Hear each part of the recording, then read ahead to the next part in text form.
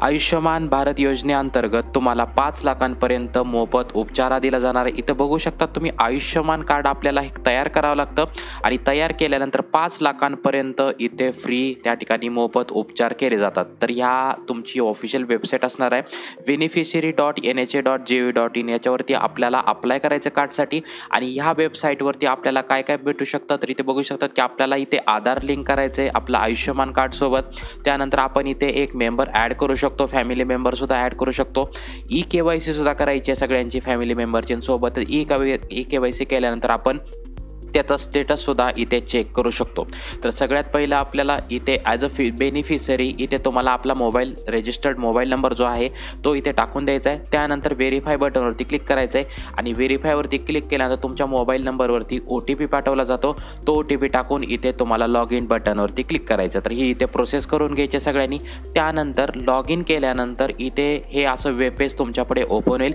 त्यामध्ये इथे तुम्हाला स्कीममध्ये PMJAY हे इथं सिलेक्ट करायचं आहे, म्हणजे प्रधानमंत्री जन आरोग्य योजना PMJAY सिलेक्ट केल्यानंतर तुम्हाला इथं स्टेट सिलेक्ट करायचं, ज्या स्टेटवरून तुम्ही अप्लाय करताय त्या स्टेटला इथं सिलेक्ट करायचं। त्यानंतर सब स्कीममध्ये सुद्धा इथे तुम्हाला MJPJAY सिलेक्ट करायचं। त्यानंतर तुमच्या सिटीचं नाव, त्यानंतर सर्च बाय ओके। तर सर्च बायमध्ये तुम्ही आधार कार्डनं सर्च करू शकता, तुमचं नावाने सर्च करू शकतात किंवा तुमच्याकडे ऑलरेडी तुम्ही आयुष्यमान कार्ड असेल तर त्याचा ID असो त्याने सर्च करू शकता। तर ज्यांचं या ठिकाणी कार्ड बनवलेलं नाही तर त्यांनी सोपं आधार कार्डवरून इथे सर्च करायचं। जर तुम्ही नेम केलं तर त्या नेम आणि सरनेममध्ये भरपूर असे कॅन्डिडेट या ठिकाणी येऊ शकतात। सो तुम्ही आधार नंबर थ्रू इथे सर्च करू शकतात। आधार नंबर सर्च केल्यानंतर या ठिकाणी आधार कार्ड नंबर इथे तुम्हाला टाकून द्यायचा आणि त्यानंतर इथे सर्च बटनवरती क्लिक करायचं आहे।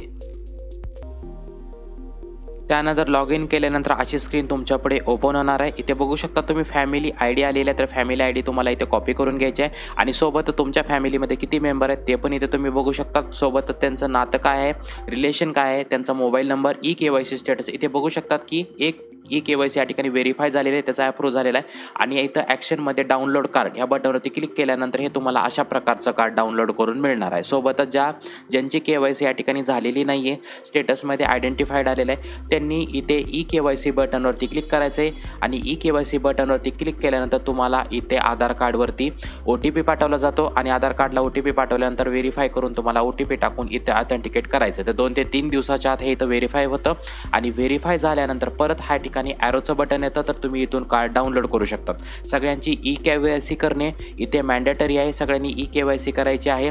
या ठिकाणी तुम्ही मेंबरसुद्धा ॲड करू शकतात, इथे लिंक आधार आहे, त्यानंतर डाउनलोड कार्ड आहे, एकत्र सगळे तुम्ही कार्ड डाउनलोड करू शकतात। तर अशा प्रकारे तुम्हाला जे आयुष्यमान भारत योजनेचं जे आयुष्यमान कार्ड आहे ते डाउनलोड करायचे आणि गव्हर्नमेंट आणि प्रायव्हेट हॉस्पिटलमध्ये 5 लाखांपर्यंत तुम्हाला मोफत इलाज गव्हर्नमेंटतर्फे केला जातो। तर ही झाली प्रोसेस। अशाच महत्त्वपूर्ण व्हिडिओजसाठी चॅनलशी कनेक्टेड राहायचं आहे। जय हिंद, जय महाराष्ट्र।